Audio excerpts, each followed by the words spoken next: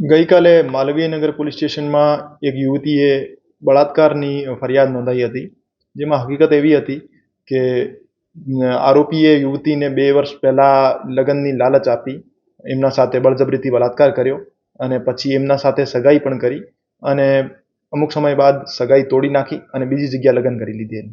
તો એવી પરિસ્થિતિમાં ફરિયાદીએ પોલીસ સ્ટેશન આવીને લગ્નની લાલચ આપી બળાત્કાર કર્યાની એક ફરિયાદ નોંધાઈ હતી. આ બાબતે માલવીયનગર પોલીસે તપાસ હાથ ધરી છે. હજુ સુધી આ મામલેમાં કોઈ ધરપકડ નથી થઈ. પુરાવાની કલેક્શન માટે જાંચ જારી છે અને યોગ્ય કાર્યવાહી કરવામાં આવશે. ના, આ હકીકત ખોટી છે. પોલીસ દ્વારા આ મામલેમાં ફરિયાદ દાખલ કરવામાં આવેલી છે અને ચેતેશ્વર પૂજારાના વિરુદ્ધ કોઈ પણ પ્રકારના કોઈ આક્ષેપો છે નહીં. એની ફરિયાદ જીત રસિકભાઈ પાબારી નામના યુવક વિરુદ્ધ છે. જાંચમાં એવું સામે આવેલું છે કે આ ચેતેશ્વર પૂજારા નામના ક્રિકેટરના શાળા થાય છે આરોપી, પણ ચેતેશ્વર પૂજારા વિરુદ્ધના કોઈ પણ આક્ષેપો છે નહીં અને પોલીસ પણ એવો કોઈ પણ પ્રકારનો દબાવ છે નહીં.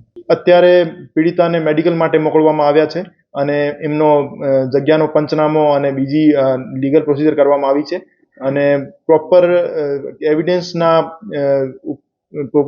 એવિડન્સ મળ્યાથી જ એમાં ધરપકડ કરવામાં આવશે અને કોઈ પણ પ્રકારની હજુ સુધી ધરપકડ કરવામાં આવી નહીં. એફઆઈઆરમાં કોઈ પણ પ્રકારનો ચેતેશ્વર પૂજારા વિરુદ્ધનો કોઈ આક્ષેપ છે નહીં.